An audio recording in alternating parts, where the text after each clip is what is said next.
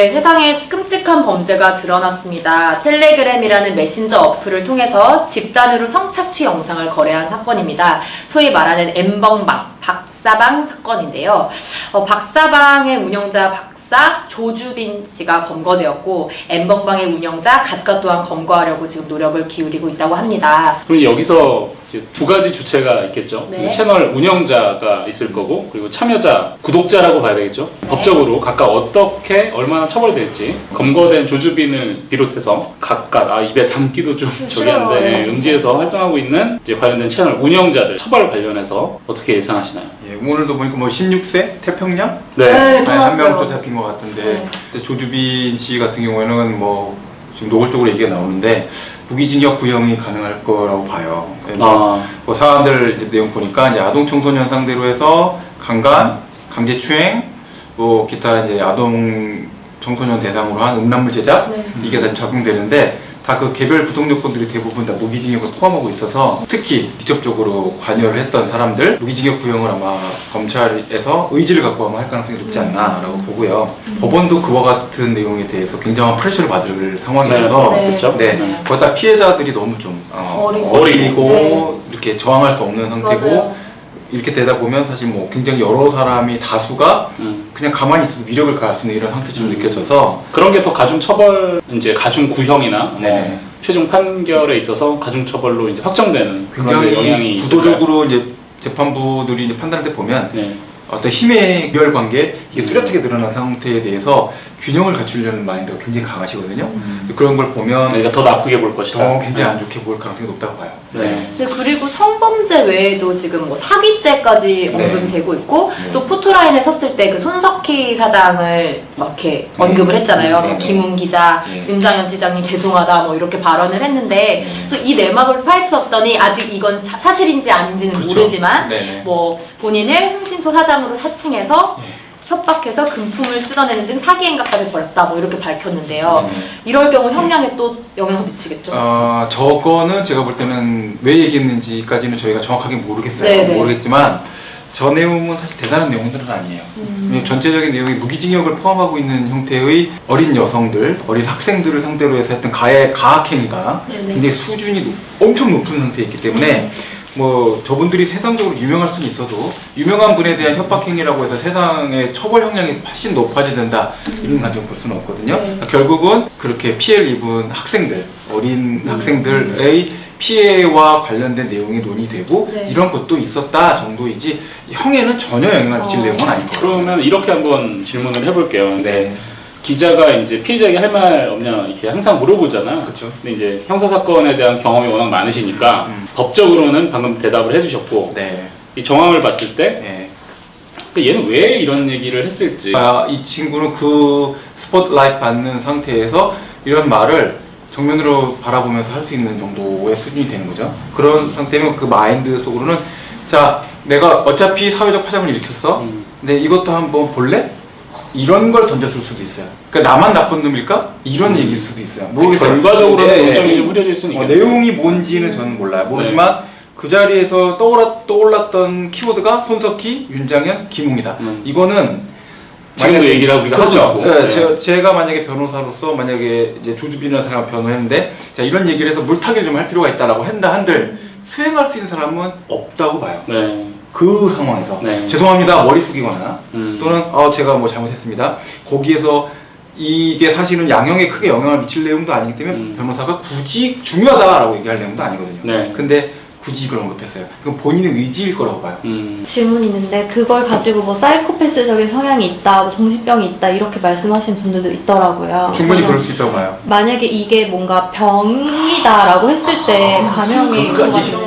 지금 제가 생각할 때는 이거에 대해서는 제가 이분을 뭐 분석할 만한 능력은 없어요. 근데 이분이 행동하는 패턴을 이렇게 보고 발생됐던 일들에 대해서 진행한 걸 보면 이분은 타인의 어떤 고통에 대한 감각이 전혀 없어요. 그런 것 같아요. 소시오패스의 느낌이 나요. 네. 왜냐면 상황을 즐기는 것 같은 느낌이 맞아요. 살짝 묻어나거든요. 소시오패스가 정신적인 상태에서의 감경 사유가 된다라는 근거가 될 만한 주장은 없어요. 네. 네. 왜냐면 소시오패스라는 거는 타인의 감정을 배제하고 자기의 이익을 추구하는데 극도로 이제 완성체가 돼 있다는 그런 의미 정도이지, 그게 어떤 책임을 감경하거나 또는 판단 능력이 부족하다 이런 의미로 해석될 수는 없거든요. 그러니까 이 사람이 이런 행동을 했고 얘가 소시오패스다라고 단정이 딱 된다 하더라도 판단 능력이 부족해서 사물 변별 능력이 부족해갖고 감경해야 된다, 이런 형태로 갈 수 있는 건 아니라는 거죠. 그렇죠. 이걸 봐주면 그냥 단순하게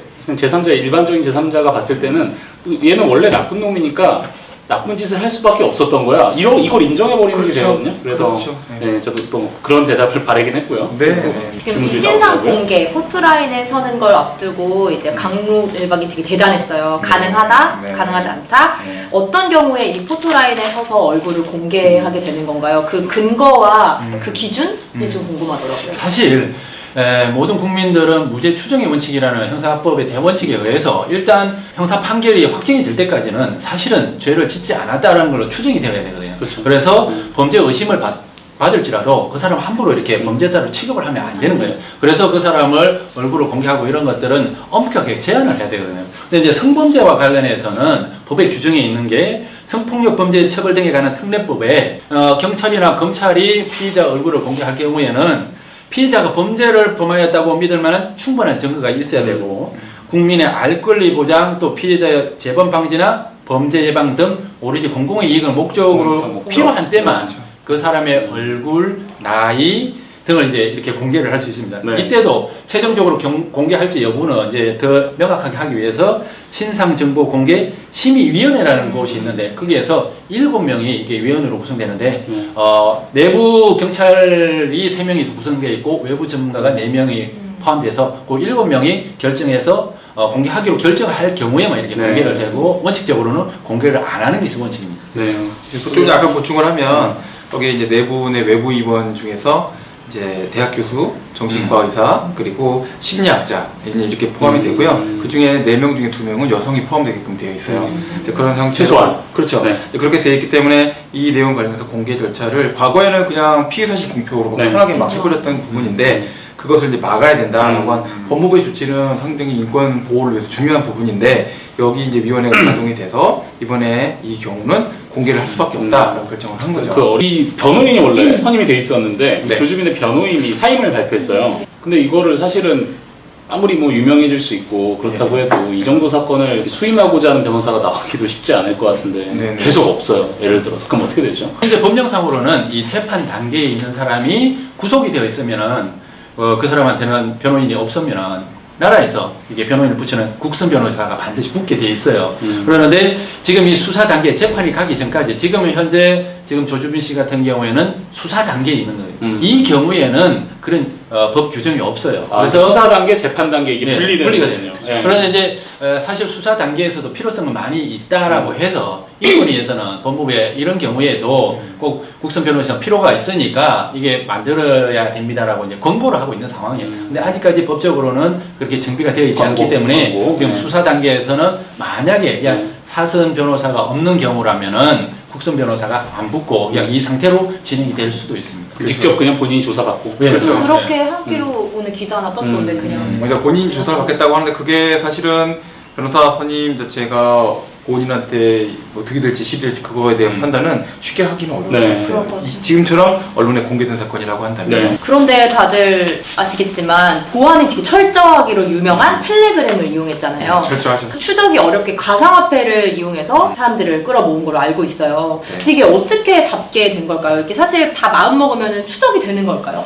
아니죠. 텔레그램의 기본적인 기능 같은 걸 보면 몇 분이 지나면 여태까지 대화 나누던 내용이 전부 사라지는 기능, 뭐 이런 것들이 기본적으로 있어요.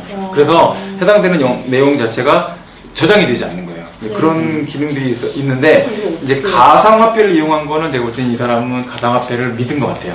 근데 가상화폐는 생각보다 지금 많이 통제하고 있어요. 이미 가상화폐 생긴 게 벌써 한 10년 가까이 지났잖아요. 그래서 뭐 금액도 올랐다가 내렸다가 민사소송도 엄청 많이 진행이 됐었어요. 이게 얼마로 계산해야 되느냐 이런 것들. 그때 그러다 보니까 국가적으로는 계산 근거나 또는 확인할 수 있는 정보 확인의 근거가 필요하다라고 해서 여러 가지 이제 규제를 붙였고 그걸 이제 은행을 이용해서 규제를 붙였기 때문에 현재도 이 내용 자체에서는 이제 절대 안 잡힌다라고 생각을 했겠지만 가상화폐를 아는 분들이 봤을 때는 그거는 아닐 텐데라고 생각을 했을 거예요. 그럼 텔레그램 이 어플을 통한 그런 내용 같은 경우에는 저장되지 않은 거는 사실 알 수가 없겠죠. 그렇죠. 그 내용 관련해서는 휴대폰을 갖다가 봐도 사실 텔레그램 자체가 삭제 기능을 갖고 있어서 없어져서 포렌식으로 결과가 제대로 안 나올 가능성도 높고 근데 이제 어떤 사람들이 있을 거라고 생각하냐면 영상을 보고 그거를 캡처하거나 동영상을 하거나 이제 자기가 나중에 리마인드 해야겠다라고 생각을 해서 갖고 있는 것들이 많을 거예요. 그래서 제가 보기에는 휴대폰 디지털 포렌식과 관련된 내용들을 굉장히 많이 수사기관에서 해야 될 것 같고 그 관련해서 이제 휴대폰을 압수하거나 이미 제출받거나 하는 작업들을 이제 앞으로 해야 될 거다라고 생각이 들어요. 네. 그 이제 다른 대화방 이제 운영자 중에서는 가해자가 또 미성년자예요. 네. 요거는 또 경감이 세가 당연히 또 되겠죠. 그렇죠. 이게 법은. 범죄를 범한 사람이 19세 미만이 되면은 이제 소년법에 적용을 받거든요. 그래서 소년법은 사실은 이 처벌 목적보다는 교화의 목적이 더 강한 부분이기 때문에 이게 처벌이 약하게 되는데 그런데 19세 미만이긴 하지만 네. 형사법적으로 14세 이상이 돼버리면 형사법 일반 성인과는 똑같이 처벌을 받을 수도 있거든요. 그러면 소년부 사건이더라도 이 사람은 형사처벌을 받아야 될 가능성이 높다. 뭐에 근거해서 14세 이상이 성인과 같은 처벌을 받게 되는 거죠. 죄의 중한 정도, 뭐 죄질 그런 거에서 많이 이제 판단을 하는 거죠. 예. 뭐 동기, 죄질 그런 걸 가지고 나이는 소년법 적용의 대상이 되지만 죄질이나 이걸 감안했을 때 일반 형사법 처벌하는 것이 더 타당하다라고 생각하면은 네. 일반 형사재판으로 가게 되는 거예요. 14세가 넘었다라고 하게 되면 한 손에는 소년법, 한 손에는 형사법을 들고 있는 상태가 되고 그것을 이제 검사가 또는 법원이 어떻게 선택할 것이냐의 문제가 될 수 있다는 건데 이 사건을 소년부로 보낼 수는 없어요. 네. 어떤 판사도 어떤 검사도 이 사안에 16세라고 해갖고 16세 만 16세면 사실은 18세거든요. 고등학생이에요.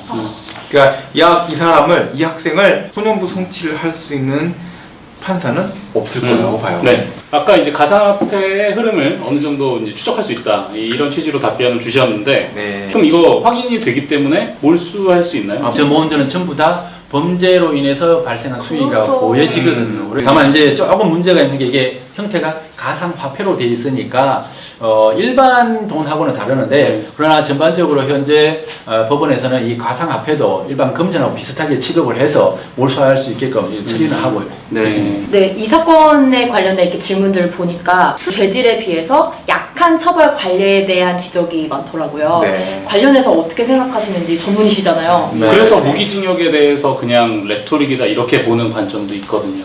아니 근데 검찰에서는 무기징역 구형할 것 같아요. 지금 뭐 할 수밖에 없을 것 같고요. 네네.